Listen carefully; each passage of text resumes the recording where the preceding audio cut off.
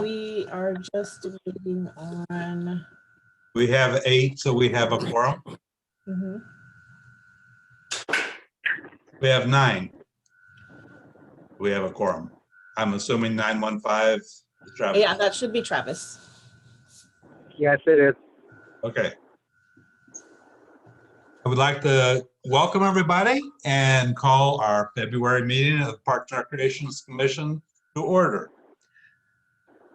Tonight, we have our pledge. I would ask everybody to rise as Jax Sterling leads us in the pledge to the flag.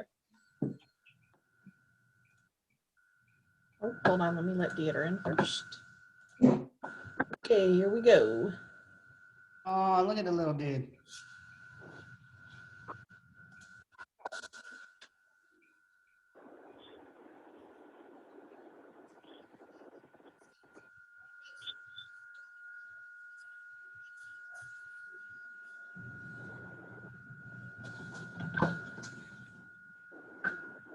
And how do I end now? Hold on. Oh, there we go. Okay, all right. Did you guys hear that? Was it No, low? we didn't hear him. It was muted, but we got the idea. It's really low sound. I was nervous. Like that. Stand and join me for the Pledge of Allegiance. I pledge allegiance to the flag of the United States of America and to the republic for which it stands, one nation, under God, indivisible, with liberty and justice for all. Thank you, Jody. Good job, Jody. Director Alvarado, could we have a report of the posting of our agenda? Yes, you may. Whoops. So, I skipped over roll call. okay. Let's back up and do our roll call.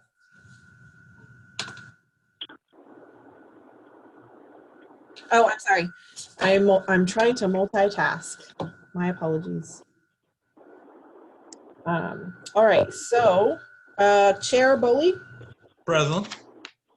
Vice Chair Caldonado, Present. Commissioner Alcorn, Jerry? Oh, he's muted. Commissioner Armstrong, Here. Commissioner Cohen, Here. Commissioner Crawford, Here. Commissioner Diaz, I'm here. Commissioner Goodman, Here. Commissioner Martinez, Here. Commissioner Lamort, Here. and Commissioner Sanchez just sent me an email saying she would not be able to attend today. Thank you very much, Director. Now can I have your report on the posting of the agenda? Yes, so the agenda was posted on the city website, City Hall, and the Leisure Center, as according to policies and procedures for the city of Palm Springs. Thank you. Everyone received a copy of last month's minutes of our meeting. Are there any additions, changes, recommendations?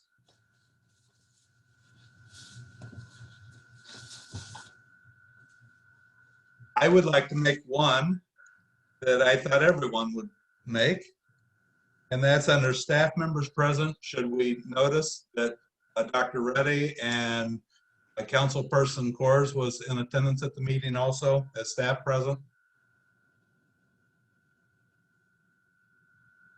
I think that's proof. Everybody agrees on that. That was last month they were here. Correct. All right. Let's just notice that they were there. If there are any other additions, corrections, changes, if not, can we have a motion of accepting them with the changes as is? I motion. Commissioner Lamort first and Vice Chair Caldonado seconds it. All approve? Aye. No. Aye. And abstain. So all approved. I don't see Dieter's hand, so I'm assuming that was an approval from he and Travis. Do we have any correspondence, Director Alvarado? I have, I wasn't given anything. I don't have anything. I do have Colleen McGrath here, so I'm assuming she'll be here for public comment. We'll go ahead and let her in. Okay. Then if we'll let her in, and once she connects, then I'll go ahead and read the statement. And or do you want to check to make sure that's what she's here for? Do you know that's what she's here for? I do not. Let's ask her. Welcome, Colleen McGrath. Are you here for public comment? Your microphone is muted. No, I'm just here to watch the meeting. Thank you. Okay, fine, thank you. Then I take it there is no one for public comment. I can dispense with reading the information on the public comment if everybody is in agreement to that. Director Alvarado, do we have a city manager's comments? Not today, sir. Thank you. Facilities phone, I'm hoping that is that smiling face of Director Schaefer there behind that. And if she would like to join us and give us a report from her department, we would love it. Hi, Stacy. Hi, Alan. Actually, the main thing that we have going, tree trimming, palm tree trimming, is about 85% through the city. So we're moving very quickly with that. The parks obviously took a little bit of a beating the last, I guess, week and a half with the different windstorms that we've had. We did lose 9 trees total throughout the city during the really bad one on February 13th. And we've lost several limbs. West Coast Arborist is working with us to make sure that they're going back and retrimming and cleaning up anything that's left over so we can avoid any long-term damages. Ruth Hardy, I think we have a little bit of upgrade going on there right now. They've been doing some patching and painting. The small restroom at the pickleball courts has been reopened and patched up. All lighting is repaired. And I know there's been some confusion about whether it's locked or unlocked, and we've confirmed it's unlocked. It's being unlocked daily and it's ready for use. And I think the only other big thing is I had requested for the subcommittee to come up with a color palette for the additional benches that we will be placing there in Demuth Park for the Measure J funds. And I sent that over to Cynthia. I think she forwarded that on. I haven't had a chance to yet, but I will. Okay. So once you see the color palette, keep in mind this is for Demuth Park. Pick one of those and I will order the benches and we'll have those installed. And then the other piece of the Measure J fund that was approved for parks was the landscape upgrades in front of Leisure Pavilion. There are 2 choices there. One is within the $10,000 limit that Measure J approved. The second option that I sent over was basically a higher end option that would be 16 and some change, just under 17,000. If that, once your commission has a chance to review and give some feedback, if we need to go back to Measure J to request additional funds, we can do that. Okay. And that's it. Very excited to see these plans that we got on the pavilion and the leisure center. Does anyone have any comments for Director Alvarado? I know Vice Chair Caldonado has his hand up. This is more for Stacy. Stacy, I want to thank you for the good job on getting the lights at the pickleball courts in that parking lot. Those are fixed and up, and that's great. The second thing is removing that stump of a fallen tree at the Boys and Girls Club, which is adjacent to Sunrise Park. Mm-hmm. That's a big thing. Maybe if we could do something with a light pole of sorts. We were You know the stump was removed last week, right? Yeah. Okay. And I have the light pole, the solar light pole is here in my office. Part of it's been delivered. And as soon as we get the rest of the pole, it's going to be installed. Margaret reached out to me. Oh, fantastic. Good stuff. I want to give you a good shout out for that. Thank you very much. Thank you. Mm-hmm. Commissioner Lamar?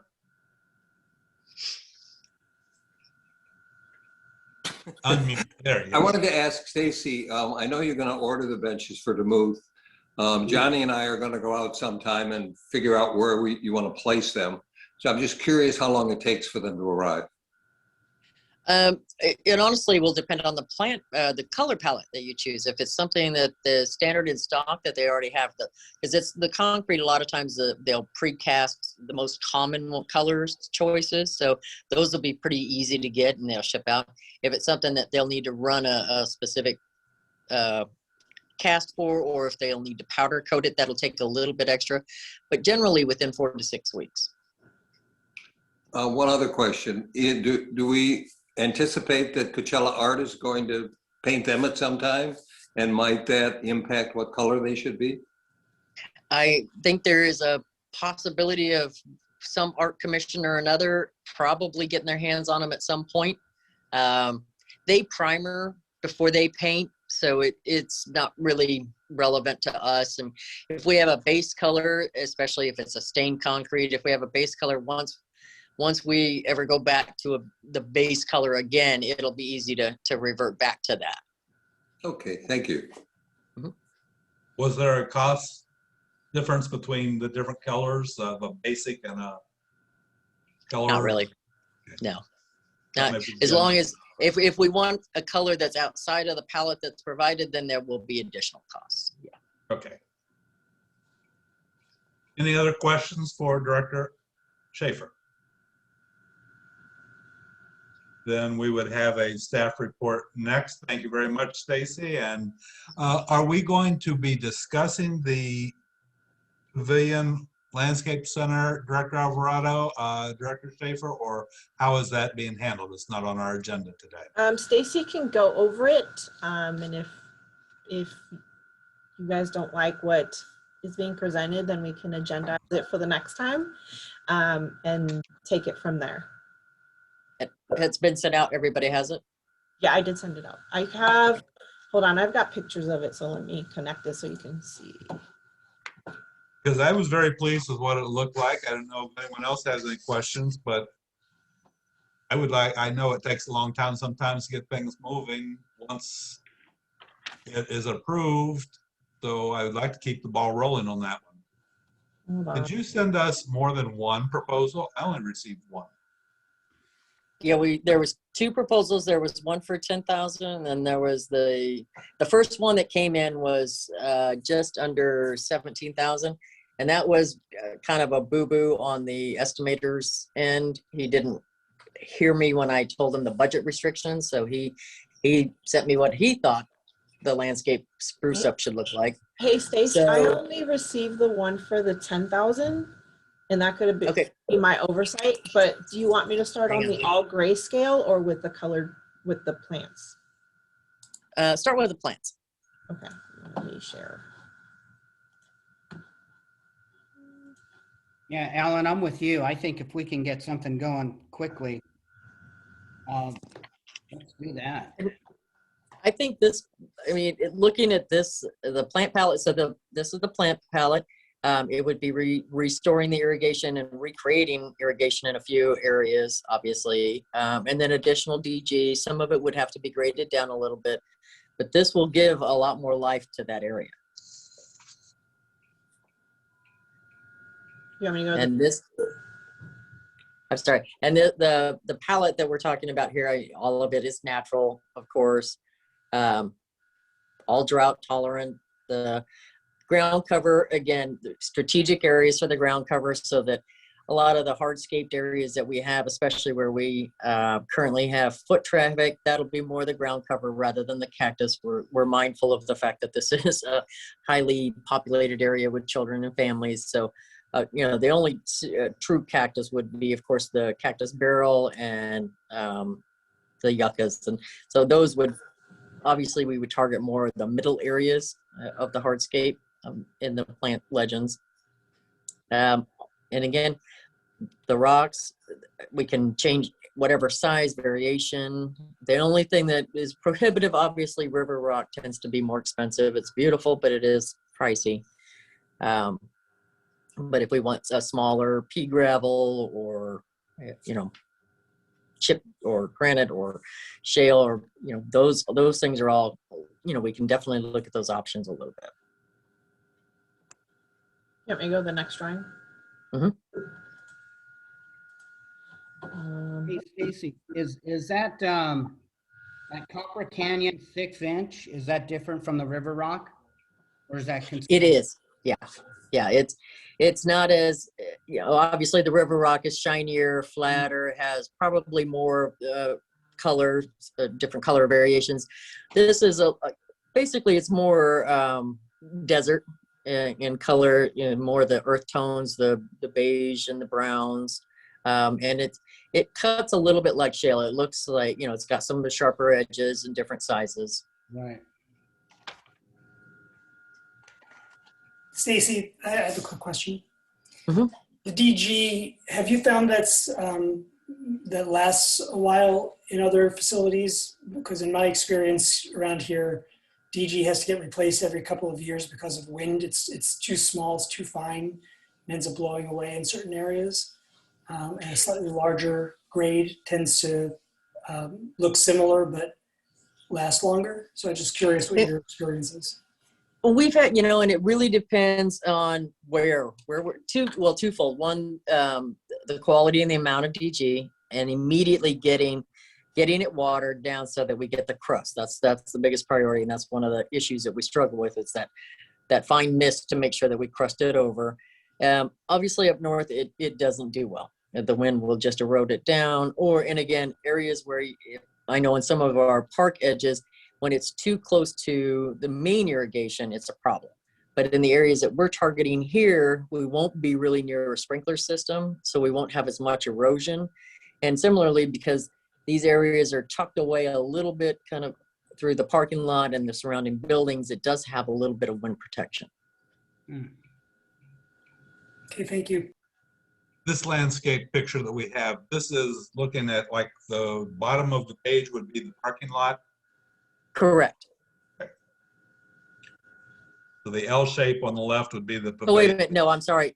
Flip that. So it would be, hang on. Yes. So from the parking lot walking up. Yep. But The left side is the leisure. The right side would be the pavilion. Okay.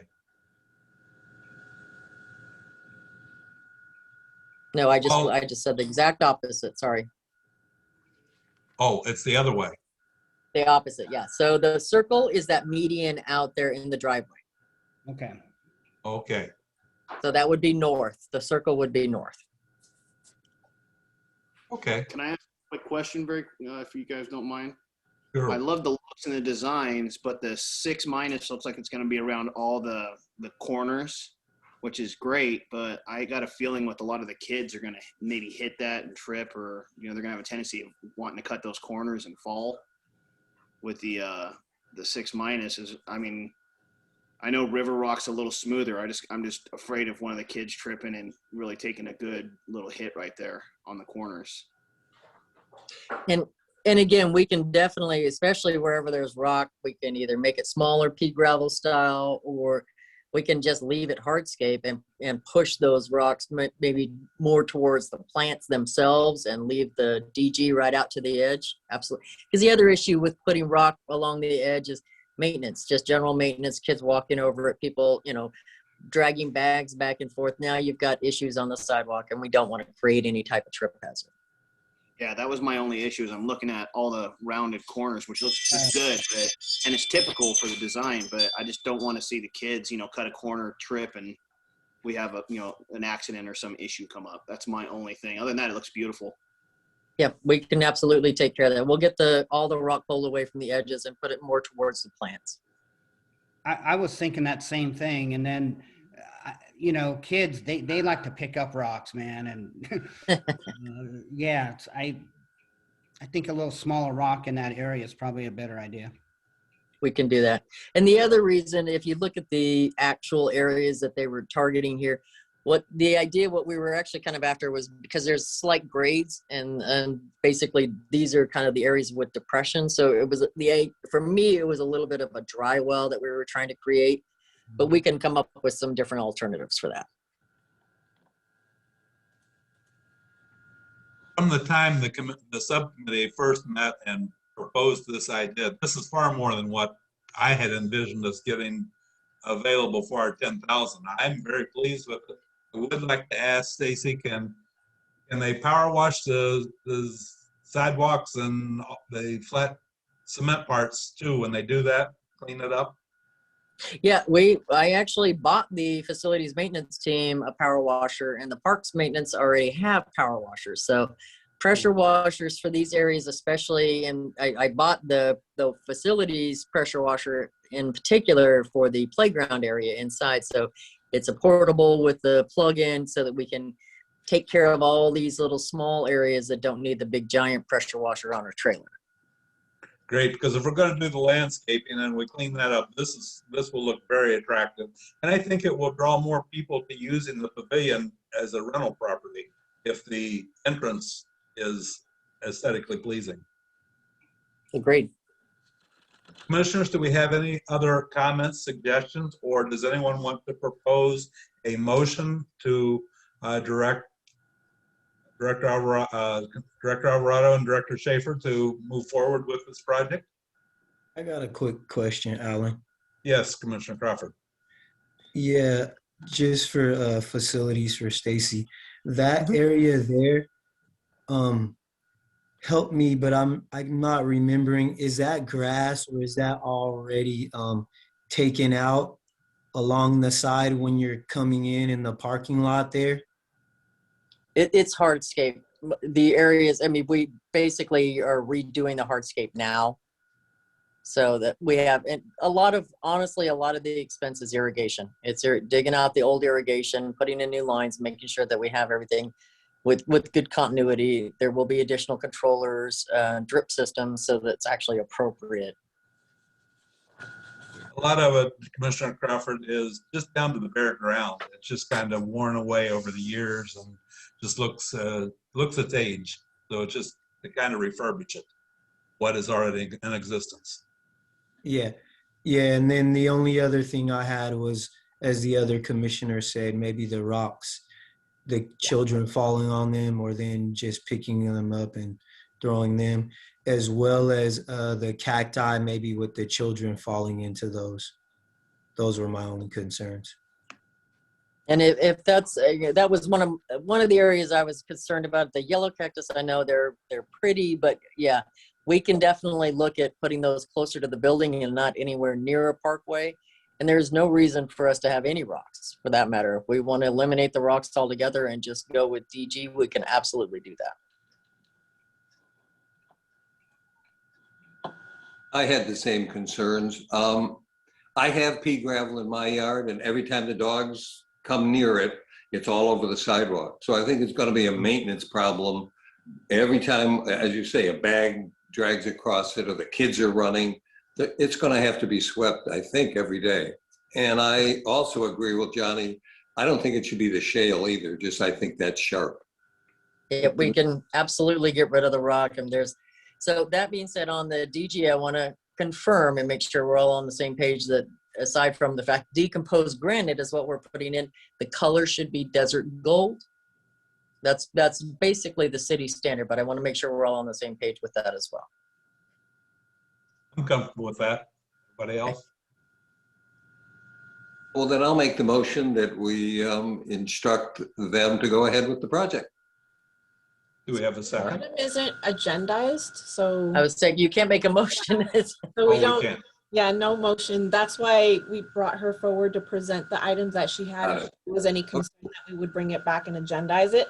So we'll just have her Unmotion. present. So how about just a thumbs up? Everyone's got it going. Thumbs up. All right, then I'll take it from there. We'll direct the staff to proceed until we give the correct Brown Act tradition. Okay, thank you. Stacy, do you want to mention that the Measure J Commission was interested in going with the higher value project, and if that's a concern or if that's anything that would help, make it a little bit different, or we're okay with that? Yeah, I think we're okay. Most of the higher value projects were cactus and more river rock. Okay. and a couple trees, additional trees. So it was, yeah. Well, I think we're still going to probably come back with additional because we have the other side that we haven't touched yet. All the plants, the south side, where we have the alcoves. Okay. Those are up against the windows throughout the pavilion. All those alcoves, a lot of that plant material is at the end of its life. Again, the irrigation has seen better days. And of course, Cynthia can speak to the current visitors that we have in those areas and how modifying that and sprucing it up might mitigate some of the issues they have there. Our new permanent residents, you mean there? Always daily, okay? It's gotten better. But again, that's actually supposed to be plant pallets through there, and we can. That was my intent, was let's get the first part done in the front, and then we're going to go after the back. And Cynthia and I have talked about some different ideas on what to do around there for the situation. But I think to start with, we already, we have a design in theory of having shrubs and other plant pallets there that would probably discourage some of that activity. Okay, we'll remember that as we work toward new future money we want to appropriate also. Okay, do we have any other questions on that situation? If not, we'll move to Director Alvarado for her staff report. If I may request that we turn the lights over to the first item, because Joel needs to go to another meeting, and I want you guys to have enough time to ask him questions on updates if you need. Okay, we will continue on through then to our discussion and action item and discussion project updates. And Joel, you've got the floor. Welcome. So I guess, I was brought to give an update on the multiple projects that were requested and funded through Measure J. I have several staff members working on different projects, so I took their input and just I'll give you a little brief update on where each one is. So the gym floor at James O. Jesse, staff's been working on that, and they're working on the actual technical specifications, and they're trying to get the project ready to go out to bid or to get the government pricing on doing the gym floor. The pavilion also is moving forward. The staff still working with the vendors to get the final price. Is the commission aware of the different direction that was taken at the pavilion? Yes. So aware that we're doing shade curtains, and we're trying to do a sound system, if you will, that will mitigate the acoustics in the room. The acoustic vendor came and gave us a free assessment and gave us some ideas of what equipment could be used to actually make that a better sounding facility for all the events that are held there. So we're moving forward with that. I know I've mentioned, or we were mentioned before, that these two projects will require a little bit more money. We brought that forward to Measure J, and they approved for each one, the gym floor and the pavilion, an additional $30,000. So a total of $60,000 were added to the budget. Great. Any questions or on those two? No? None on those two, I don't think. Good. The next one is the shade structure. So we have the shade structures. The contract has been awarded, and we're moving forward with that project. That should soon, we should be able to see mobilization and get the contractor going and installing the 11 shade structures. The total price of that came in at $327,140. You guys got an update on the park benches, playground surfacing. I'll leave that one to the end. That was the one that's a little bit more challenging. Let me see, the ball field lighting, Don wanted to be here to give an update himself, but he couldn't be here. So he's working on the RFP to get it out, to get the design going for the LED replacement of the ball field lighting. The Sunrise Park restroom, the project we got 11 bids on that one. The range of the price for the bids was between $249 to $529. So it's quite a range. We vetted the low bidder thoroughly to make sure that we weren't missing anything. But we did get a group of the lower price bids in the 300,000s, not too far off from the 249. So we're comfortable with the current bid, and that one's going to be awarded on the 25th. So council will be awarding that one on the 25th.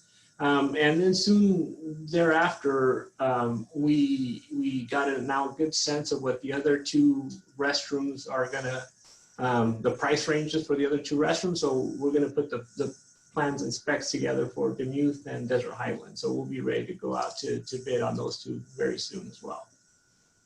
We were actually going to approach the architect to give us a little bit of assistance on the other two sites, but we should be able to get this project out, those two projects out fairly soon as well. So that, I guess, leads me back to the playground resurfacing.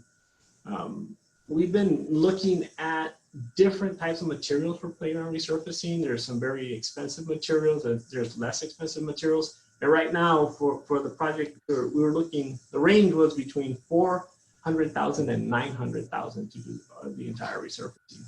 So those are, you know, after getting lots of vendors, getting lots of input and trying to see exactly what needed, what was out there, what type of resurfacing could be used, either tiles or poured in place. What we decided to do, or what we're still doing, we're still developing the project. We wanted to go out and walk each one of the sites. We were going to go with Cynthia, Stacy, the engineer working on this, myself, and we were going to try to see which one of those parks could be done immediately, or essentially move forward if we could with the 275, or if it was better to look at each one of the playgrounds, see if the equipment was outdated, or I think Stacy has mentioned that the equipment is outdated, or it's not necessarily outdated. Some of them were installed recently, but the replacement parts are hard to come by. So what we want to do as an engineering team, and to make sure that we're not just spending money unnecessarily, is evaluate the parks, make sure that the equipment isn't that out of date. If we're going to invest the money in resurfacing, that we're not going to come back in a year or two to replace the equipment that would destroy then the resurfacing that was just done. So I guess what I'm trying to say is that particular project is, we're still trying to develop it properly. And I think with Cynthia and Stacy's help, we're going to be able to come up with a good project that will give the residents of Palm Springs what they need and upgrade these facilities properly. I mentioned this to the Measure J Commission, and they were also interested in finding out exactly what that cost is going to be. Once we evaluate every single one of these areas and come up with the true cost, I think they were willing to fund it, to give us the additional necessary to finish that project. So I think that's my update, and I don't, if anyone has any questions, I'd be happy to answer them. Yeah, I got it. When you were talking the playground, we had budgeted around 275, and you're going to just be 100,000 over, you think? For one playground, what was that? Sorry, what was the question? Didn't we go in with originally, we got approved 275 on that? Correct. Okay. Playground. The estimate is between 400,000 and 900,000, depending if it's very, very expensive tiles. So that's why that project is still, we're trying to develop it so that it spends the money properly, and we don't come back and replace old equipment where we just resurfaced, which would be destroying the resurfacing that was just installed. I think we're all learning that when we budget something, we double our figures, and then that's what we put on paper. Yeah. Vice Chair Caldonado, you were. Yeah. So Joel, which playgrounds were you talking about? So let me. Three that we had recommended to Measure J were the James O'Jesse playgrounds, Victoria, and Demuth, because Okay. the ones that are in the worst condition. And so, you know, like he just said, we did get approved for funding, but now there's this other component in place, and if we don't address it now, we're just going to end up wasting our dollars. So we're trying to address everything all at once so that we don't have to go back later and rip that new stuff out. Okay. Any other questions for Joel?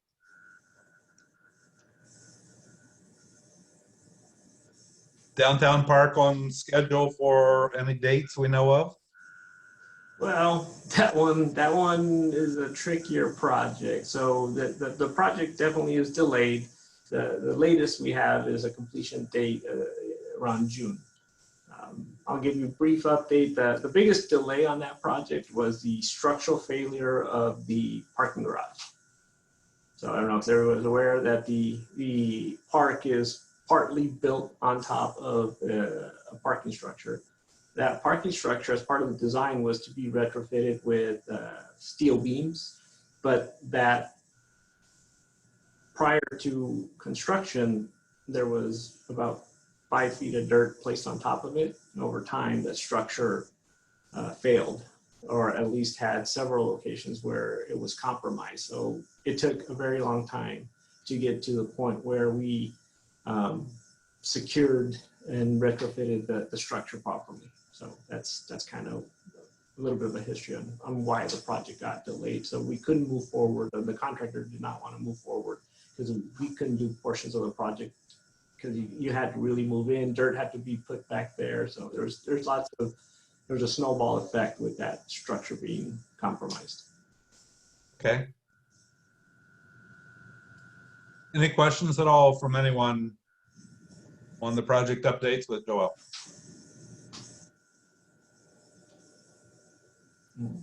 Commissioner Crawford, you have one. Unmute your mic.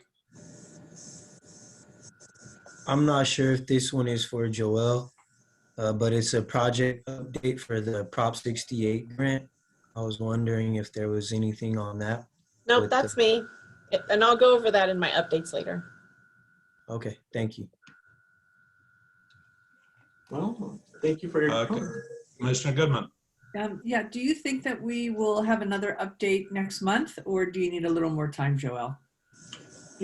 For the playground resurfacing? Yeah. We were scheduled, the walk was going to happen today before this meeting, so I was almost hoping to have something today, but it got rescheduled. So I think we will have a thorough understanding, or at least with the teams together, working together, we should have a path forward, what we think is the best use of funds. And maybe it comes in that we do only one with the 275 versus doing all three, and then saving the funds, maybe creating a capital project to replace the equipment. So we really need to look at it as a whole and come back. I think next month we'll have an update for you.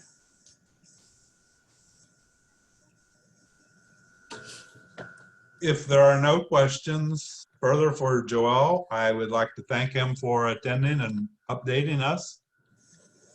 And we will move on. You're welcome. Thank you. Okay, thank you. Now we can go back to Director Alvarado Crawford with her staff update. Hey, all right, so here are my staff updates.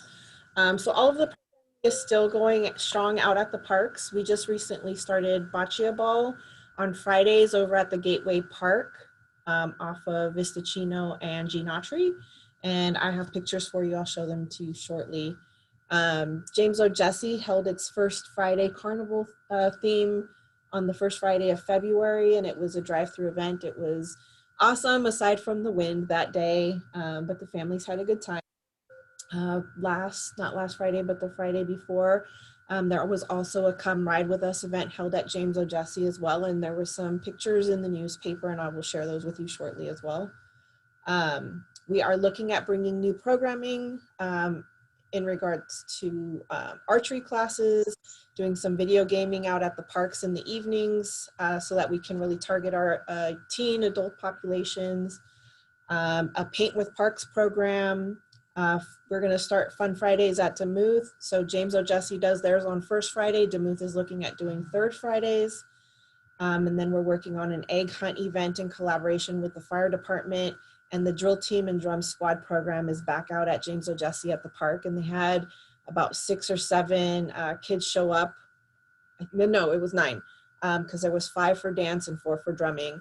So that was exciting. We are wrapping up Black History programming at the end of the month with our social media, and the Black History Committee is going to be doing their caravan throughout the community. And then I'm working on my application for the Prop 68 grant. It's due in mid-March. So I'm wrapping that up. I'm trying to get my additional updated pictures and how I'm going to tell them my story of what we've done with the community since we first applied. Just received the contracts for Prop 68 per capita for the ball field for James O. Jesse and also for the pool. So I need to take a look at that and see what all of that is going to entail. It probably means a nice staff report I have to write to get these contracts signed and accepted. And then we can probably, hopefully start making some movement to get those projects finished up. Let's see. This Thursday for council, the recommendation from the Parks and Recreation Commission and the Public Arts Commission will be going forward in regards to the Desert X display at James O. Jesse. It's a consent calendar item.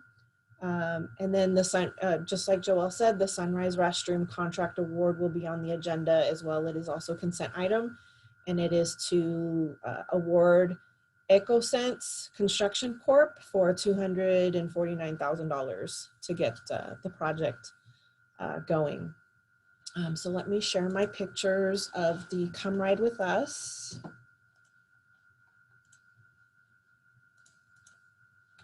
So we switched it up from the last time that we did it. We did a community bike ride around the neighborhood first, and then we did our races with the different age groups, the bunny hop contest, of course, and then the raffle. We gave the kids and the adults who participated some goodies to eat, and raffled off some items. It was a really neat bike ride to be on, and it was really cool. So we had lots of parents out there. We had community members helping divert traffic so that everybody who was riding could go through safely.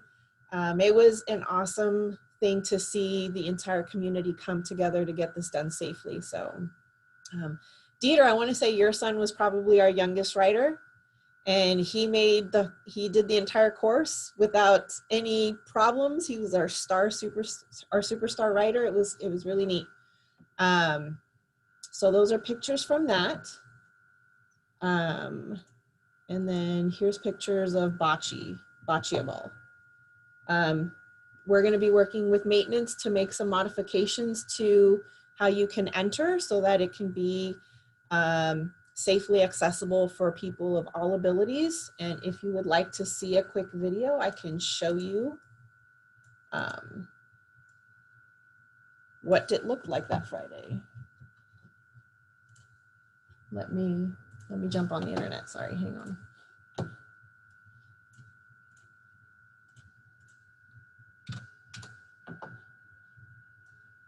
Cynthia, where is that located? Is that behind the sign? Yes, it's right behind the sign. It's a very well hidden amenity, but we are finally getting to start to use it, which is a good thing for us. All right, here we go.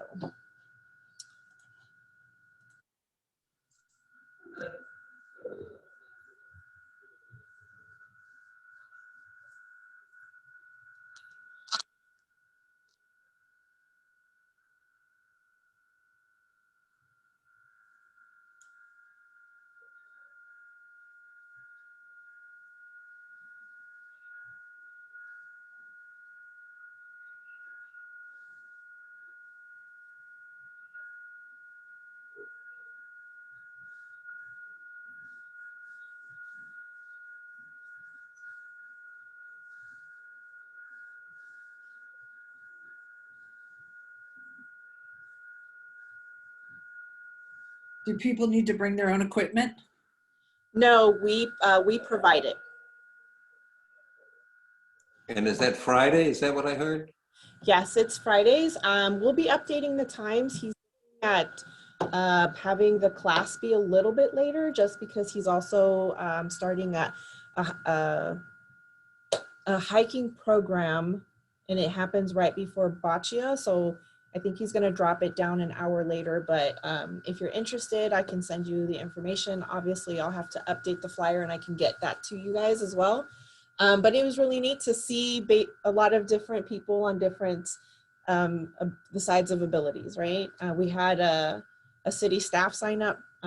Jerry obviously went, and there were 2 other individuals who have attended.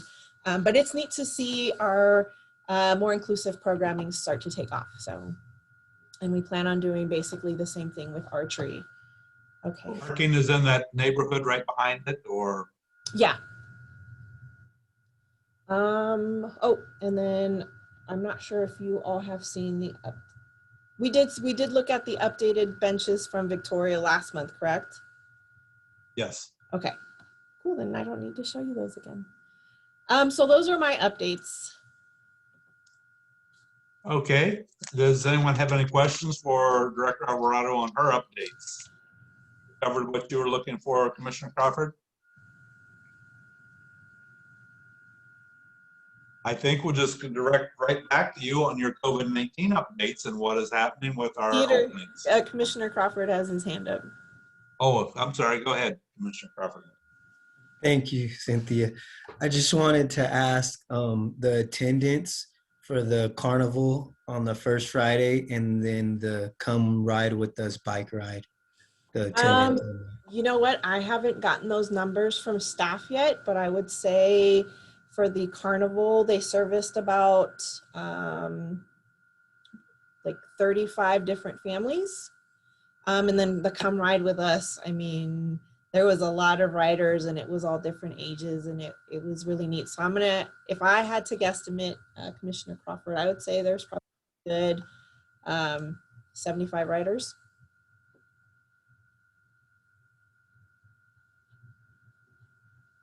Okay, any other questions? And now we'll go on, continue on to her next updates on COVID-19. Okay.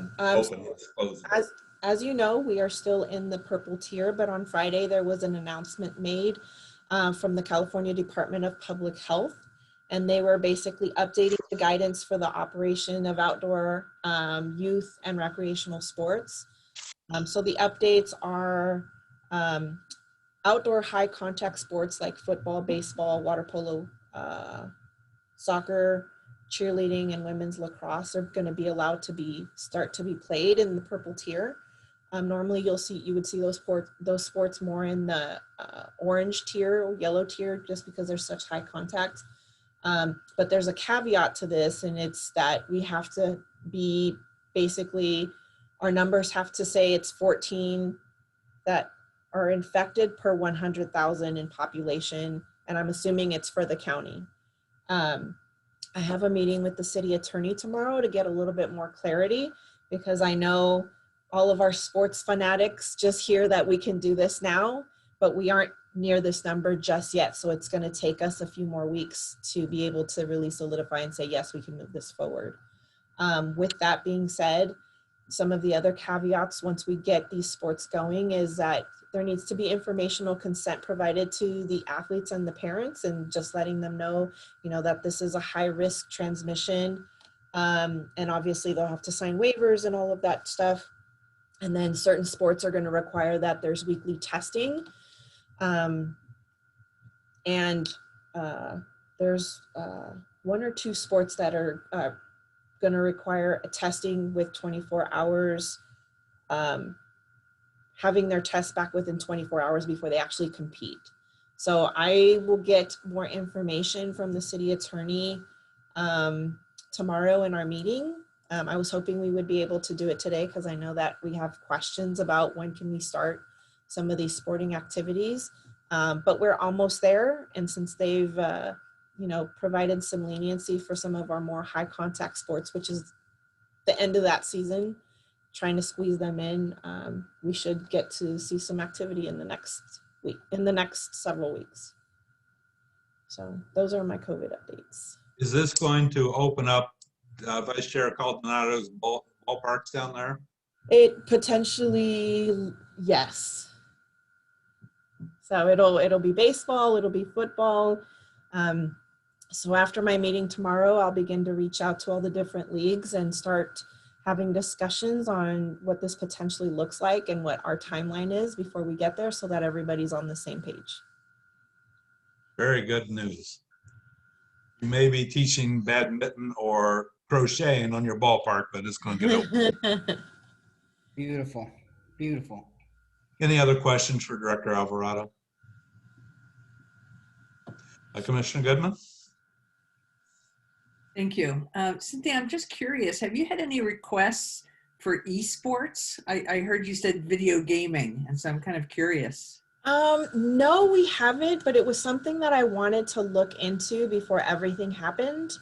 And then that kind of derailed what we were gonna, what I wanted to do. Eventually, I definitely want to get there, because that is a big part of, programming nowadays. So I definitely want to keep up with the trends and, make sure that we are offering things that people want to participate in. So I just got to get my techie staff start researching those things. But eventually you'll see us with either a projector on one of the big walls at the booth, or the movie projector screen, and people using their phones as the controller. So it's like a no touch of equipment, and we won't have any issues. I still have to sell the city attorney on the idea before I can say, all right, guys, here we go.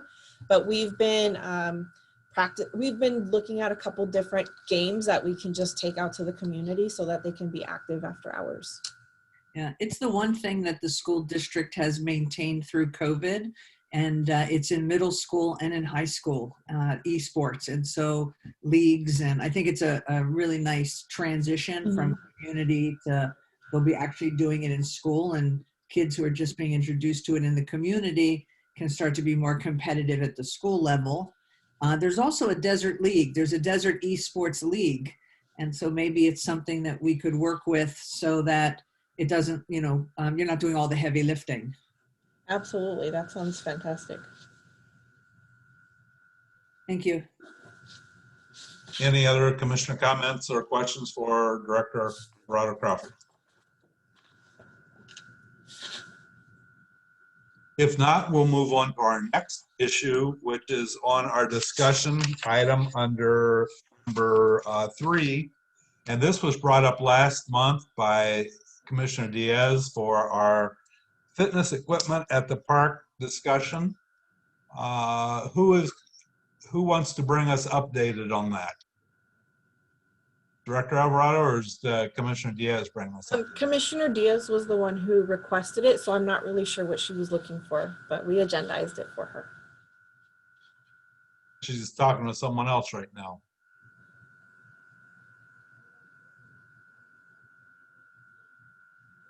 Hey, Jody, you're on.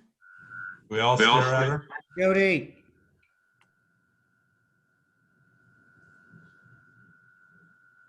Ooh, she's multi-meeting with us. Someone can hold up Jody, look at us. How about if we come back to her and we'll move on to the discussion of the next item? Was that a? It sounds like a good idea. I thought she was coming back to us. I don't think she's going to look at it. This next item was brought up and for us to discuss a discussion talk with our Mayor Halstead last week or so, and she was asking about us putting together a annual vision session with the new city manager. So Cynthia and Johnny and I were talking at our planning meeting last week. Should we put this into coming up with our ideas, coming up with our visions for what we want to do? The new city manager, according to Mayor Halstead, will be April 5th, will be on board. What are your feelings on a vision meeting in cooperation with them? We could also bring it in with the council staff she was mentioning.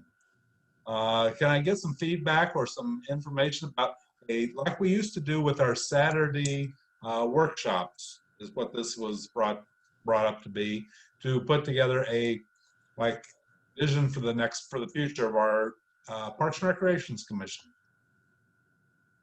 So commissioners, discuss it.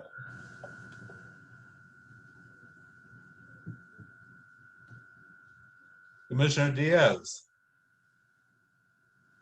I'm sorry. I'm trying to do too many Zooms at one time. My apologies. This is the only way though. Like if we weren't person, I could only be at one. So at least I'm getting parts of each. So I apologize. Commissioner comments. I just wanted to comment that the Black History. I am the vice president of Palm Springs Black History Committee, and this Saturday is the caravan through African American history here in the city of Palm Springs. If you go to palmspringsblackhistory.org, maybe Dieter, you want to type that in the chat. You can register, and the caravan will begin at United Methodist Church of Palm Springs on Alejo and Sunrise. And, Okay, are you on Commissioner comments, we Commissioner? will be caravanning almost like a parade, and we will have, Jarvis will be giving, am I in the wrong spot? We just skipped over discussion 3 on your parks fitness, and we're going on to number 4 about our workshop. We haven't gotten to Commissioner comments yet. Okay, what we're looking for is comments from our commissioners about a Saturday workshop, Saturday planning vision for the future with the mayor and new city manager. So that's what we're discussing at the present time. And Commissioner Goodman, can you start out before that dog bites you in the back? Yeah, thanks. I figured I didn't change it up from landscape. So I'm just kind of curious, was there a discussion around maybe timeline? So our new city manager is starting April 5th, and I'm sure there's a lot of acclimation, and time that he's going to want to spend to meet with his team. If there was a time that was suggested, I think it might give us a little more bandwidth to be able to have a discussion around planning. There's no timeline just yet. All I know at this point is that he is arriving on April 5th. And then after that, obviously he's gonna, like you said, meet with his direct team and start from there, and then expand out. Right. I mean, I wouldn't want to miss an opportunity to spend some time with him. And I'm sure that in his former role that he has some experience, with Parks and Recs, and probably has some ideas. And so I think we don't want to miss that opportunity. And whether and there are many tools out there, very simple tools that we could all learn, and we could do whiteboard Zoom sessions. We can do breakout room Zoom sessions. I mean, we can have topics and generate a nice discussion and kind of come back and, with him involved in that process. So that would be my suggestion, is don't let the opportunity go. Very good. Thank you, Commissioner Goodman. I think it would be good, if to our advantage, if we have the mayor and at least one council person, hopefully Jeff Kors, who is very much a proponent to our parks and recreations. And if there's anyone else that anyone thinks might be beneficial to us, but I'm thinking we would like to encompass all those people in it too. Commissioner Cohen. Is this a public meeting? How do we all get together with the city manager and the mayor and possibly another council person, but not have it be a public meeting? It would be a Zoom workshop, is my understanding. Is that correct, Director? Right. It would run like we did previously, where we would post the agenda. And if people wanted to show up for public comment quickly, they could, or watch the meeting, kind of like Miss Colleen is right now. So it would be posted. So it potentially could be public, as my point. Right. Mm-hmm. So I'm just curious as to what there's a difference between engaging with them from scratch to have a visioning and trying to figure out something, and another one where we're presenting to them what we think is already a productive vision. And I'm not sure which would be more, I actually think the latter would be more productive of us, for us to suddenly engage from ground zero with them about what we want to do in the future, rather than for us to have an outline already to present to them. I'm not sure what people are thinking. I don't understand the former. I don't understand how we would start from scratch. You're kind of giving both areas. Like one, we could use the workshop just for our commission to put together some of our visions and then meet with them to share our vision.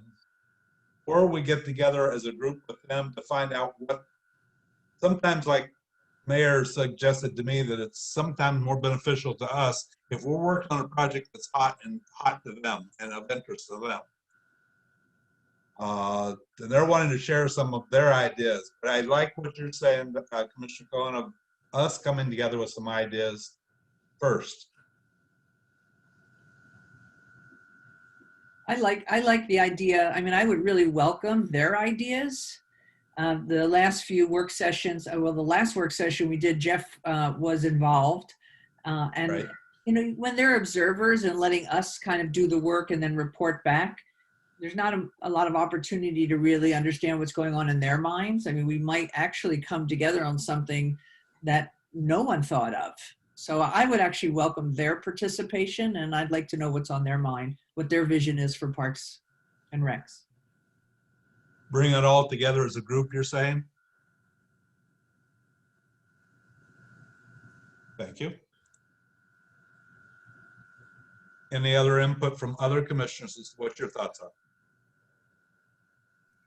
Yeah, real quick. So I've been on a number of these, and I think for the new commissioners, it's a fantastic thing to do.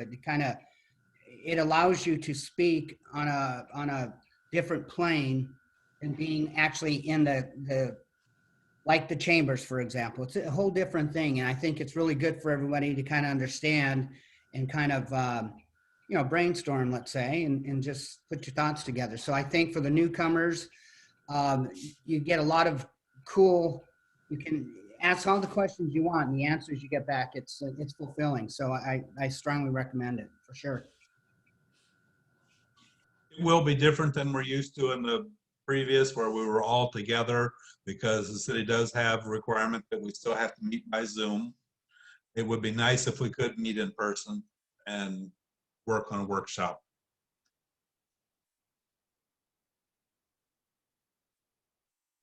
Other inputs that we have on that, suggestions?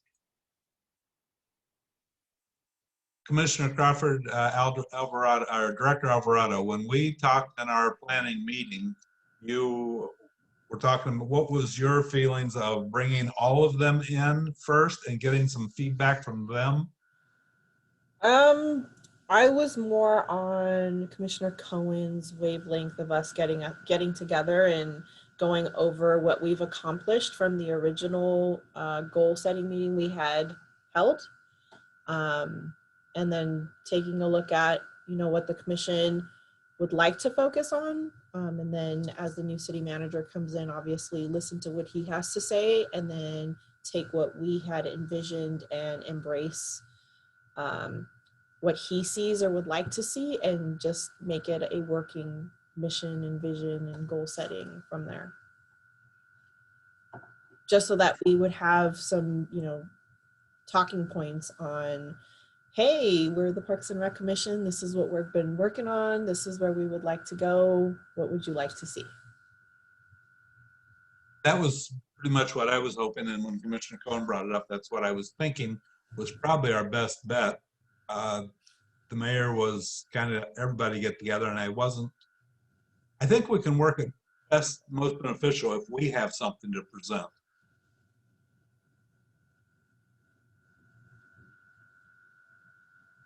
Do we have some suggestions of when we can't even think of meeting with him until probably, I would say, the middle to the end of April, maybe June.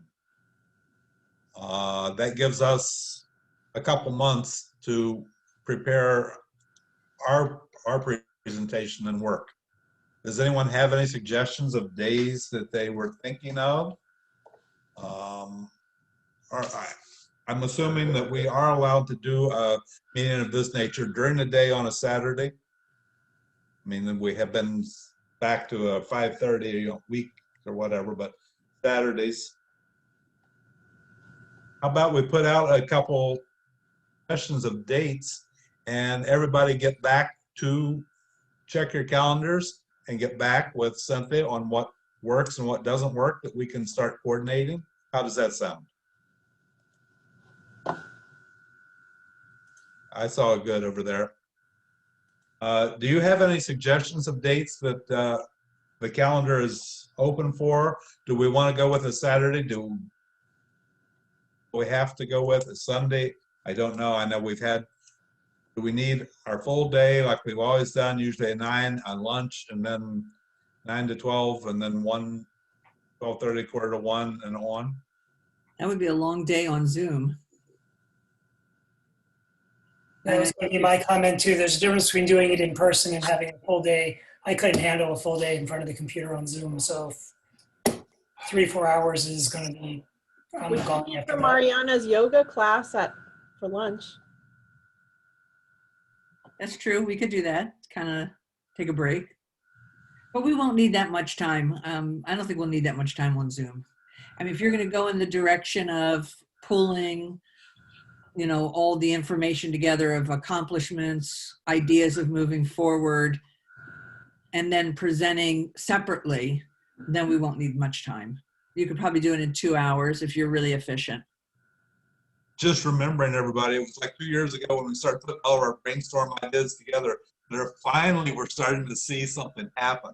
So we don't want to drop the ball. We want to get some things up there. And I like what you're saying, Commissioner Goodman, that we, you know, should be able to put this all together in a couple hours and then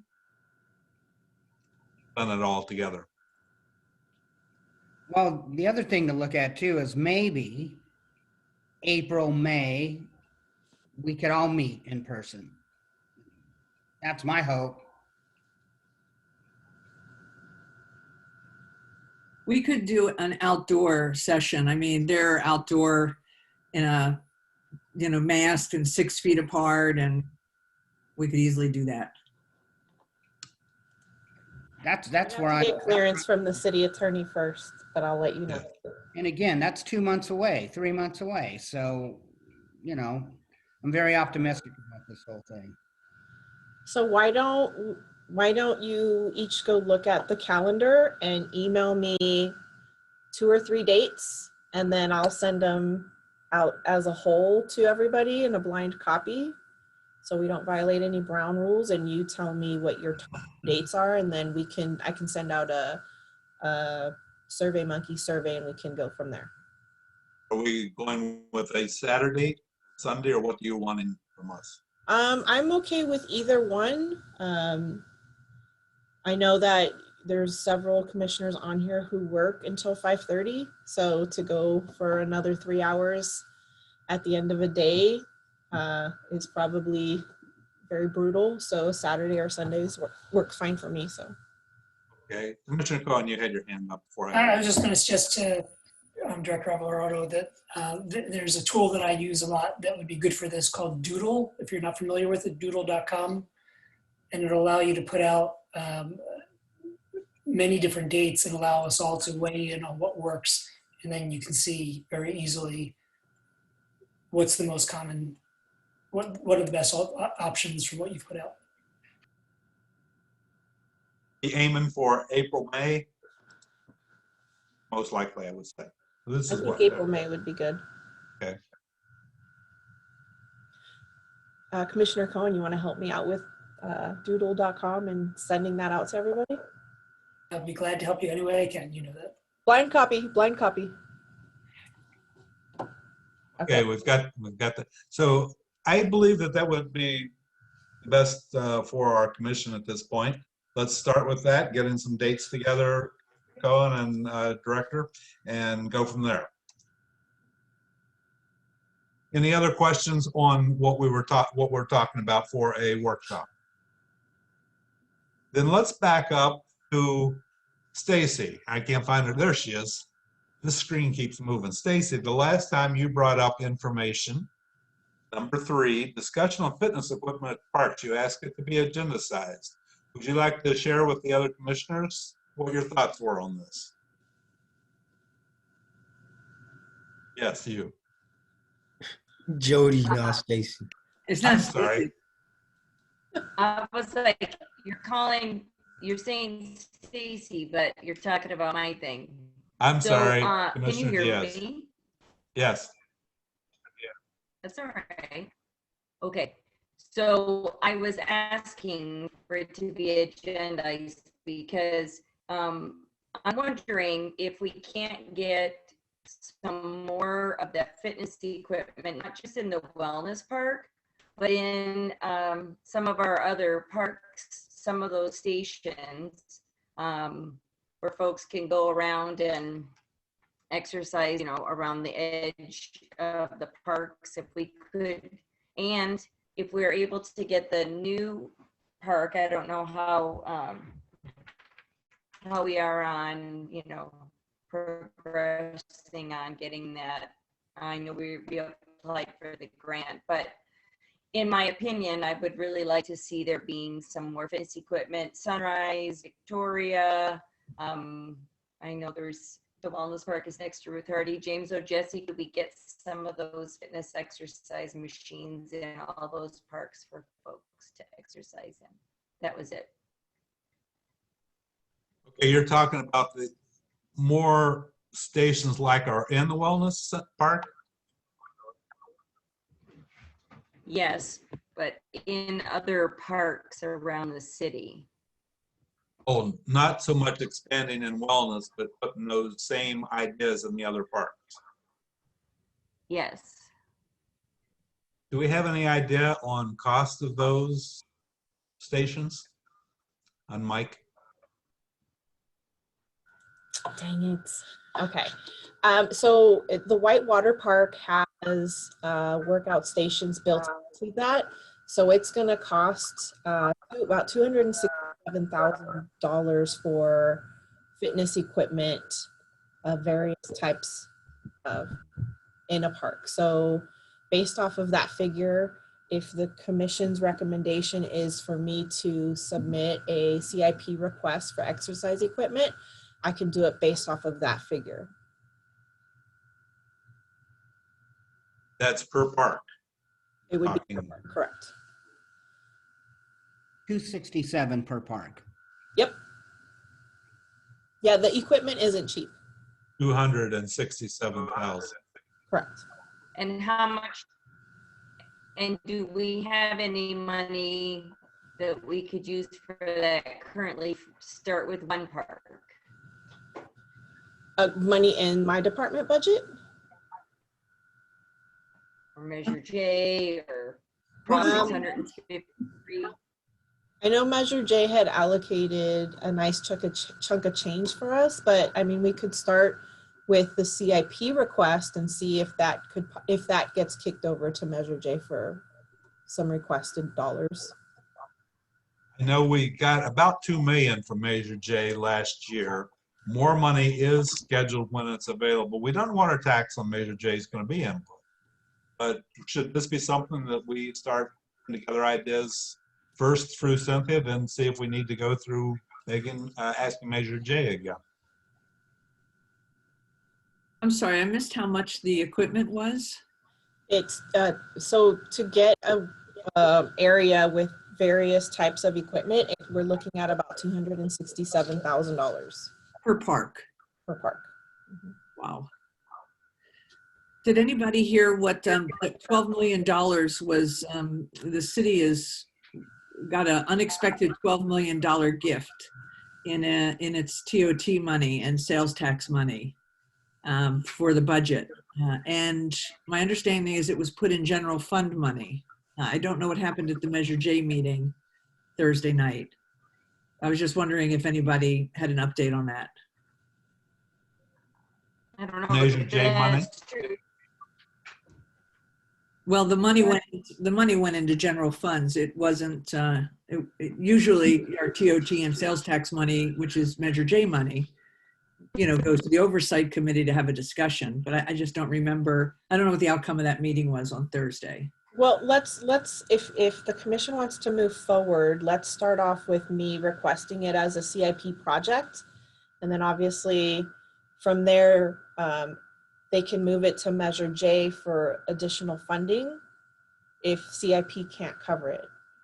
That way, at least it's out there and in their brains, and they know that the commission is looking at wanting to put these out at the different park areas, and we can go from there. Would you give everyone what CIP means? Thank you. Oh, capital improvement projects. Sorry. Commissioner Moore, did you have something else? Was that it?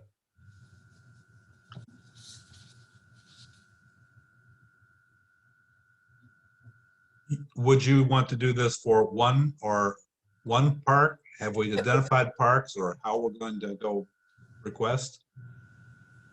I would write the request with just the amount for each park. And then at that point, if they decide to fund it, then we would come back to the commission to find out what is the priority list and then move from there. Okay. Do we have any discussion other than that? Is that what we want to direct to be done with this? Get it in as a capital improvement fund and see where we can go with the funding of it. Commissioner Crawford has a comment. I don't find him. Where's he at? Oh, there it is. Remember when you used the hand thing? That worked good, that button to raise your hand. Sorry, go ahead, Commissioner Crawford. Yeah, so my question was, I know all the parks are different sizes. So would there be different prices for each park, or would there be the same amount of equipment in each park? How would that work? So Victoria is about the same size that Whitewater Park is acreage wise. I would have to, I mean, obviously it could be updated depending on the size of the park and how much equipment you desired. And Stacy's not on this call anymore, but each piece is really expensive. It's not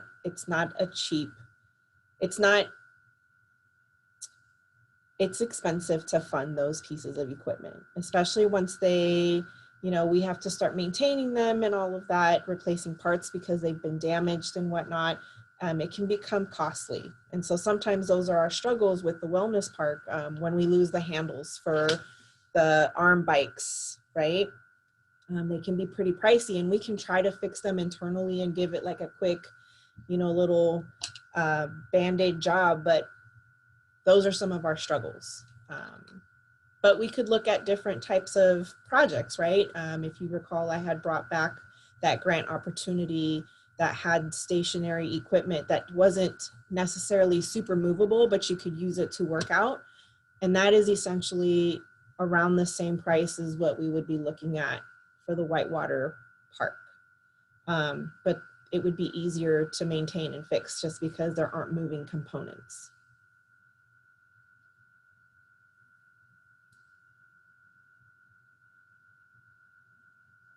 So we want to direct Director Alvarado to put the request in for a capital improvement project and bring it back to us to see where we need to go after we get some feedback from that and get this moving.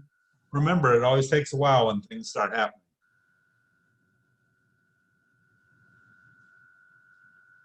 Anything good takes time.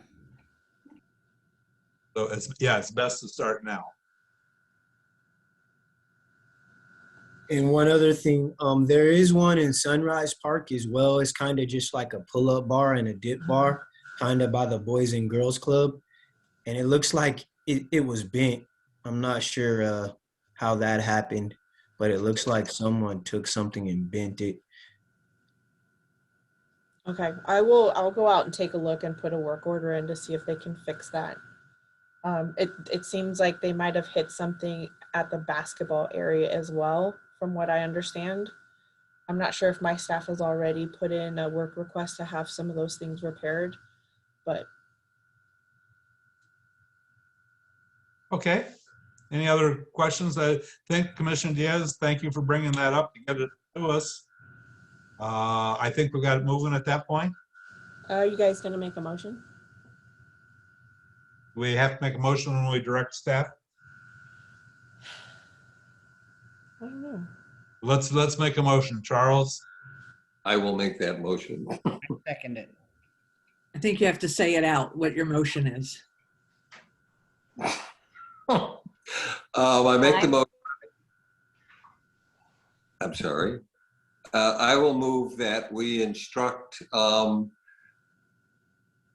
Director Alvarado Crawford, thank you, that she investigate the possibility of determining the funding for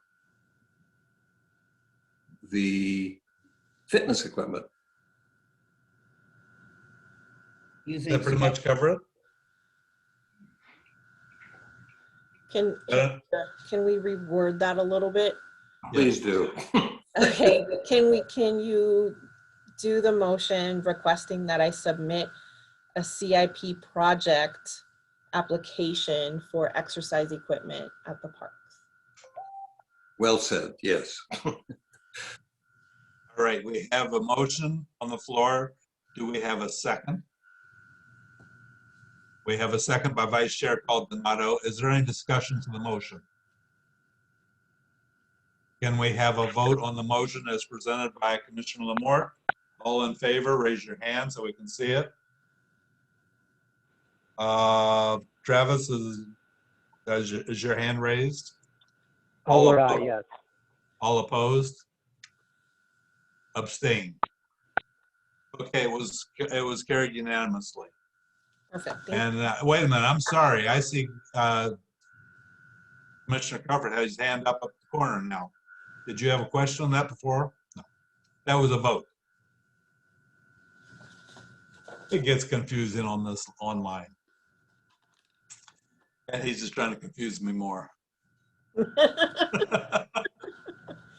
Okay, we're going to have Commissioner Goodman. See, I got her name right.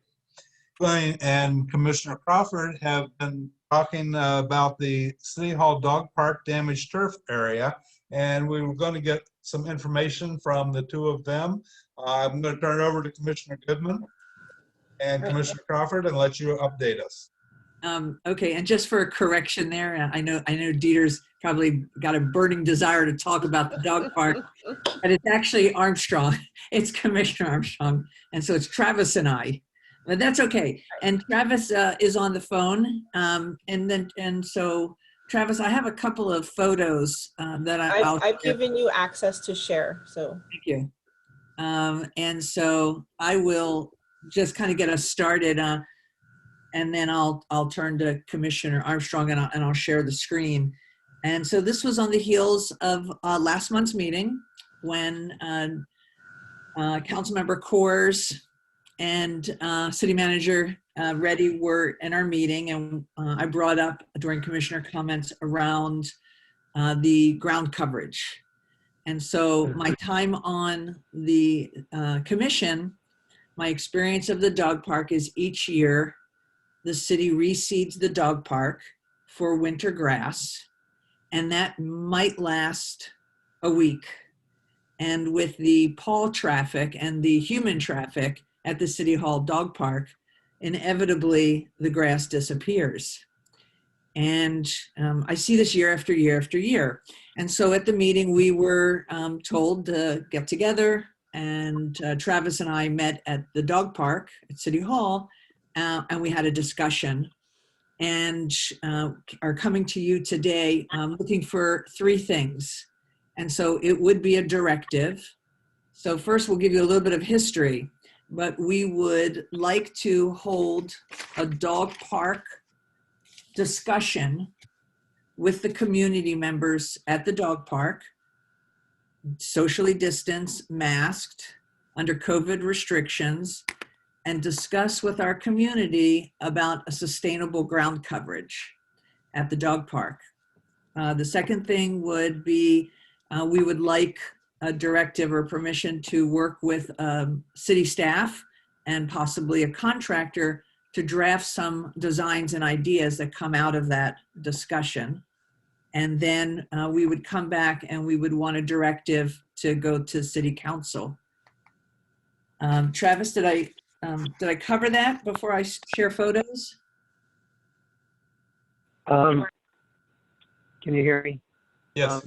Yeah, I would just add, I mean, part of our discussion when we met at the park, and then I think last as well was, the turf and what Commissioner Goodman said about, what happens every year after the reseeding, but also to revisit the discussion we've had over numerous years about if we do remove turf, some turf, is there a way that part of either the small park or the main park could be kept open when the other part of the park is reseeded? For example, maybe we take out turf in part of the large area, but there's a way that you could keep the part that's not have turf on it open to reduce the disruption to the dogs and the dog park community and the families that go there. This is something we discussed several years ago, and it didn't happen. Right. Okay, great. I think some of the photos, Travis, will kind of show what fencing could look like. And so I'll start first and just kind of bear with me as I figure out how to do multiple windows at a time. But the first thing that I'm going to share, if you can see this, is an article in a magazine. It's called Desert Valley Star, if anybody remembers this magazine, from 2011. And 2011, so 10 years ago, and I was not in the desert 10 years ago, but 10 years ago, this conversation happened. So the fact that we're having the same conversation every year and we're back again at the table really does just indicate to me that we probably should look for some sort of sustainable solution. So that's just one screen that I wanted to share. And then I'm just going to share a couple of photos. Let's see what we've got here. We'll bring up a couple of photos. And here's a whole collection of photos. And we'll see that in the area down here at the bottom, doesn't look very green. It could have something to do with a cloudy day, but there's actually less grass and just more dirt. A couple of years ago, the city decided not to reseed, and it just turned into total dirt. You'll see up here in this photo, also another picture of pretty much all dirt. There is just no grass in this photo right here. Ellen, we're still on the same one, aren't we, everybody? Same one. Which one? What do you got? With the fencing. Looks like a dog with temporary fencing around it. Right here? Got it. Okay, good. So we'll look at temporary fencing. So is this one you're seeing, temporary fencing? Yes, ma'am. Excellent. Thank you for that. And you'll see patches of bald spots of the grass all around. And the temporary fencing. So one of the things that Commissioner Armstrong and I kind of looked at when we were at the park, and of course we want to engage the community in this, is what would it look like if we flipped the ground coverage? So if everywhere where we saw dirt and grass became a decompressed gravel, a DG, like Rancho Mirage's dog park, and everywhere where there's gravel became grass. So you still get the aesthetic, you still get the wonderful look and smell of grass. Dogs could still be on the grass, but it wouldn't be in their primary run area. And then what could happen is when there is reseeding, fencing could be put around the grass areas so that the DG areas could stay open through the winter. So that was an idea that we thought could work with to avoid a full closure. Let's see if we have, so you only saw that one. I guess you could see this. This is just, which one are you looking at now? Are we looking at? Dogs running on dirt. Dogs running. So you can just see that there is just so much traffic. When Travis and I went to the park and we met, there were about 16 dogs on the large dog side, 16 large dogs. It was 4 o'clock on a Sunday, and there were 22 humans. On the small dog park side, there were 11 dogs and about 13 humans. And so for the square footage of those parks and the amount of traffic it gets, it's a lot of traffic. And the product that we have on the ground right now is not a sustainable product, as we saw from 2011. And it's at least 2 years until Demuth actually will open up and have a new dog park. So we would like your directive or your direction and any discussion that we could hold a community discussion, get some input, come back to Cynthia and her team with a designer and map out the ideas that we come up with, and then bring that back to you for a discussion and hopefully a directive to City Council. And Travis, I'm going to turn back to you if there's anything that I might have left out or that you could add. No, I don't have anything to add. Okay, thanks. Questions, Commissioner? Commissioner Alcorn. I know pricing is high, but synthetic grass, turf, I don't know what the durability of that is with the traffic and the amount of dogs, you know. That's an option I was thinking maybe. I don't know, like I said, if they have a heavy duty product now that they have come out with, that might, I know it might be a larger upfront cost, but it might be an all around long run solution. Are you thinking to just replace what is there in turf with artificial, or do the reverse that Commissioner Goodman brought out in artificial?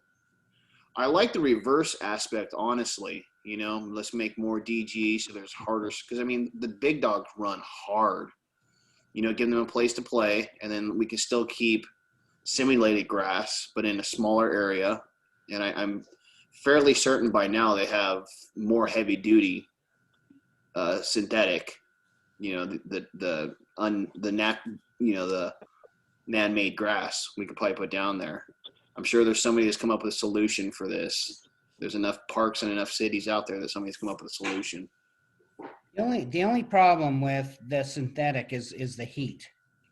The heat. So maybe they have come up with some better solutions, better product to overcome that heat, because that synthetic turf, especially on baseball fields, I played on synthetic turf a lot. That stuff gets so hot.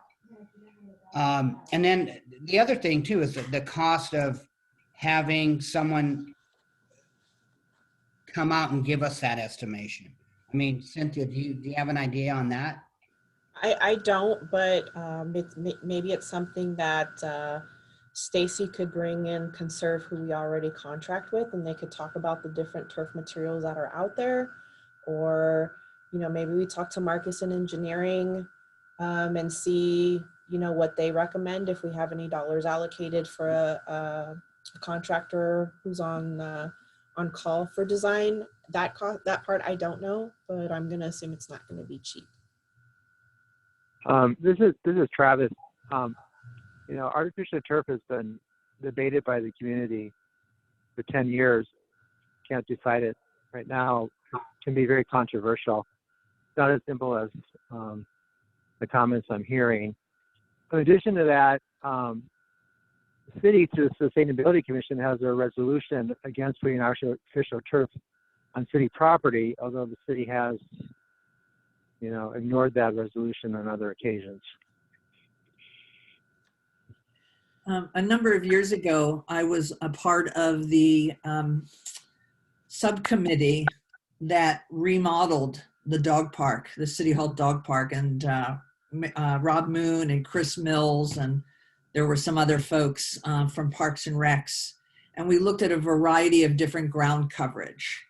And at that time was the time we found out that artificial turf would be an inconvenience due to the absorption of the heat.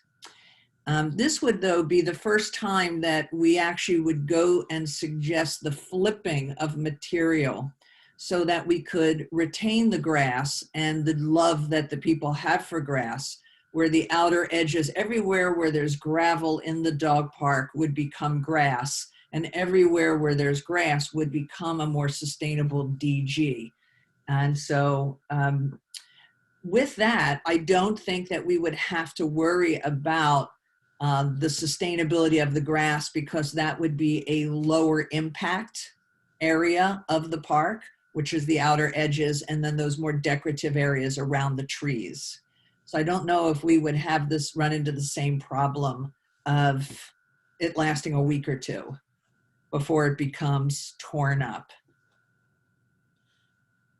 I think once we decide what direction we want to move in and the city is going to allow us to move in, we definitely need to talk with Patrick from sustainability to see if there's any grant dollars out there to help with turf conversion, which would be definitely more financially conducive for us. Yeah. And probably an easier project to get accomplished if the dollar's coming from somewhere else. Yeah, that's a good point. I didn't think about that, but it really would be a turf conversion. Commissioner Diaz. Just gonna ask this. In a perfect world, if we had unlimited funding, you know, ifs and all that, what would be the dream, the hopes and dreams for a dog park? What would be it if we could just do what needed to be done? What would be it? Somebody could just share that with me. I mean, I think that's a great question. And Jody, I can't actually answer that. I think the community would have to answer that. When we did, Travis and Cynthia and I had 2 or 3 town hall meetings or community meetings to develop a dream dog park, and the community developed the Demuth Park. I mean, it was geared towards Demuth, but it was a blank canvas. And, you know, we asked them, what did you want? And they came up with that design, but we did not solicit that feedback for City Hall. Right. That's true. I think overall, you can extrapolate from that meeting and other comments, though, that people generally would like a park that's open. It's not closed so much, and it's well maintained. Right. Then how do you get to that? And concerns that because this park is so used, I mean, going back to the master plan, and you look at the popularity of the park, and then even through Prop 68, the new park, I mean, dog areas was on the top 4 requests of the meetings I went to. So I think people want a space that's open and maintained, but concerned about, you know, the maintenance of our park versus other communities' parks that don't seem to have these issues. Commissioner Cohen, you had your hand up. I do. At this point, guys, I can't tell you how many, now going on 4 years on this commission, how many hours we've devoted to discussing dog parks. Please, dear God, just tell us what you want us to do during this meeting. Do you want us to authorize you to have a public discussion, or do you want us to make a decision? But please have pity on us. Well, I did open the conversation with, we would like a directive to hold a public meeting at the dog park. It would have to be via Zoom for now until we got clearance to hold public meetings like that. How do we get clearance for that, Cynthia? The city's had plenty of public forums via Zoom and they've been successful.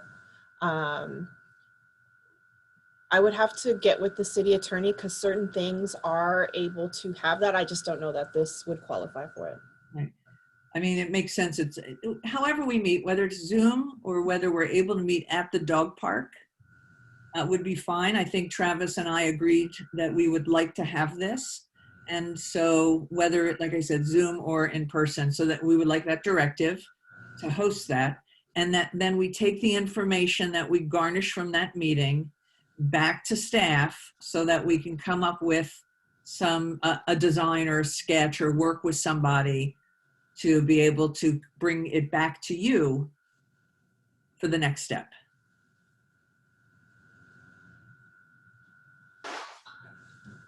Right. I have a question about a public meeting. We talked about earlier about opening up these sports. Are the sports going to have audiences watching them outside? So for adult sports, Travis, there are not any audiences approved to be present during those. For youth sports, I think they're saying that it's limited to just their parents, basically.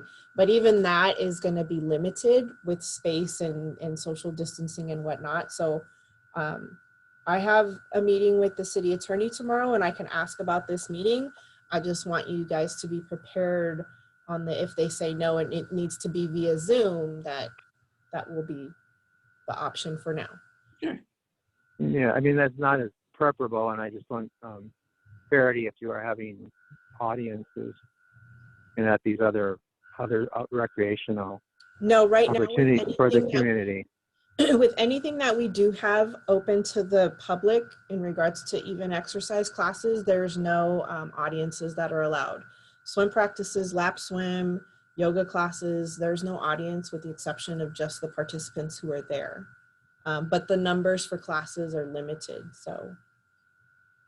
Right, and I'm in a bad cellar. I don't know if I heard somebody say take pity on us. I mean, the dog park is one of the most popular public spaces in the city, so I'm not sure if I heard that the commission doesn't really want to.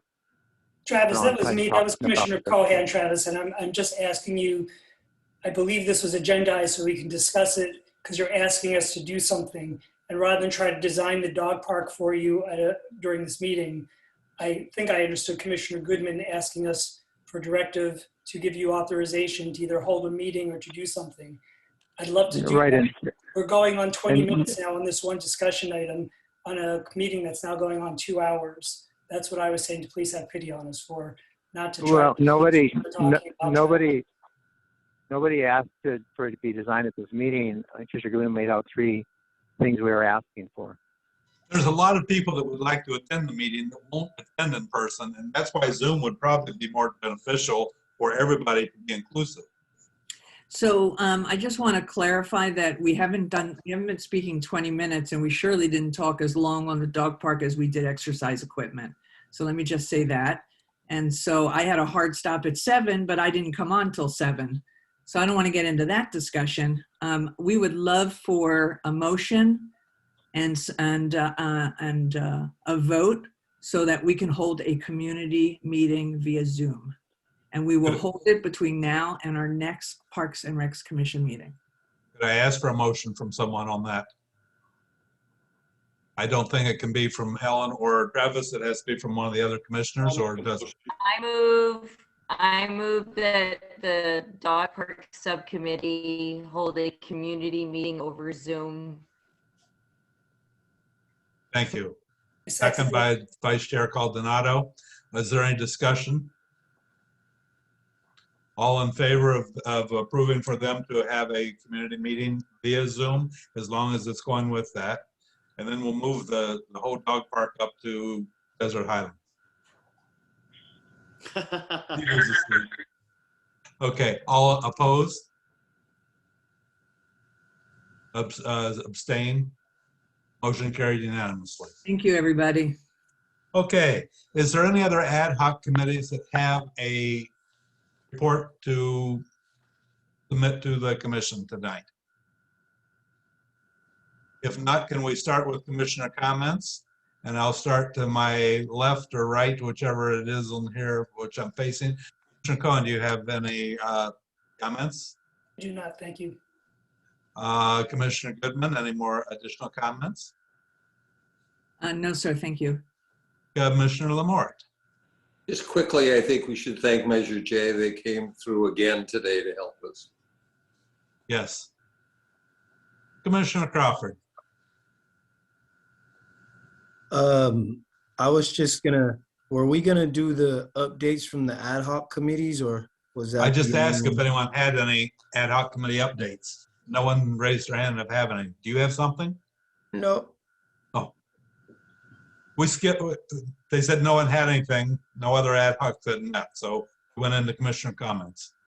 Oh yeah, I just wanna say that the Black History Month posters that are in the parks were placed there in partnership with the Palm Springs Black History Committee. They actually look nice. I traveled to a few of the parks and checked those out. So I just want to say thanks to the Parks and Recs Commission for, the Parks and Recs Department for putting that together, and the commission also for supporting that. And that's it for me. I actually go to the Rancho Mirage Dog Park pretty frequent.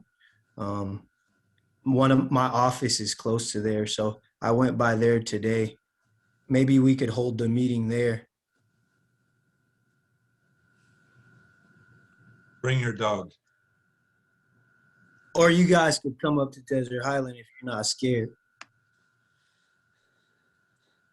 Commissioner Diaz, do you have any commissioner comments? It's up there today, Dieter. I'm not scared. Couple things.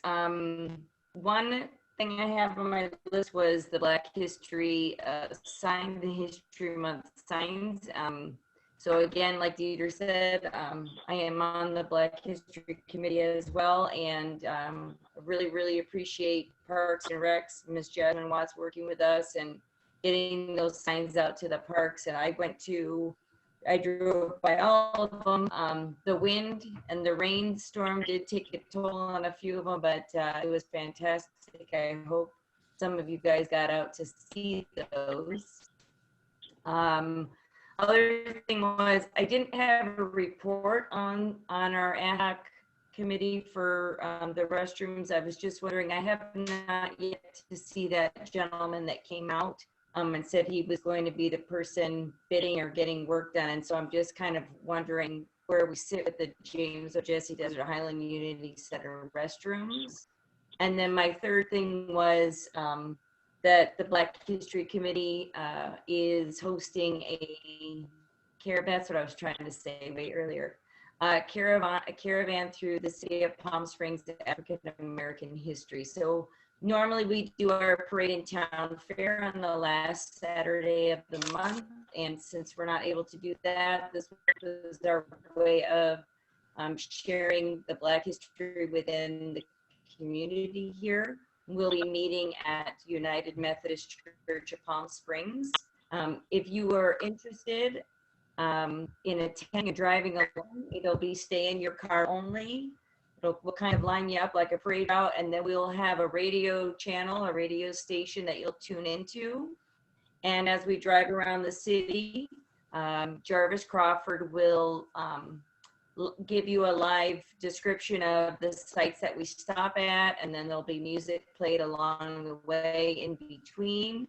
I'll put our website in the chat for anybody that wants to sign up. But again, that's this Saturday, and we'll be meeting around 9 or so at United Methodist Church and getting staged, and then we'll head out of the church parking lot and follow the route. And that's it. Thank you. Okay, thank you, Jody. And one of us will update you on the Highlands restroom that was discussed earlier from Joel after the meeting. Save everybody else. Commissioner Martinez, do you have anything to add? Commissioner Alcorn. I just want to say thank you to the staff. And I have one other question, and this is as us as a body as whole. We're all on here and we all participate every month. At what point do we look at the other commissioners who are not here on a regular basis? At what point do we make a decision on what goes on with that? That is handled by the city clerk, and the one that is not here was given one more meeting and they would be replaced. That is what you're asking. Thank you, sir. Commissioner Armstrong. I have nothing. Vice Chair Caldonato. Yeah, I just wanted to say, stay safe, stay healthy, keep up the good work. And this was a good meeting. It's good to see everybody. That's it. Thank you, Vice Chair. I have nothing more to add. It has been a good meeting. We're seeing things happening with our Parks Commission ideas.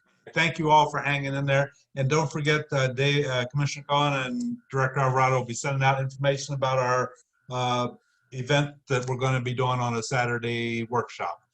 Can I have a motion that we adjourn our meeting? I'll take that as a motion from Vice Chair Caldonato and a second from Commissioner Goodman. And all in favor? Unanimous? We have a new commissioner down there with Commissioner Crawford. That's a cool little one, Dieter. The meeting is adjourned until our next meeting, March 22nd, 5:30 p.m. via Zoom. Thank you all. Bye, little one. Hi, everyone.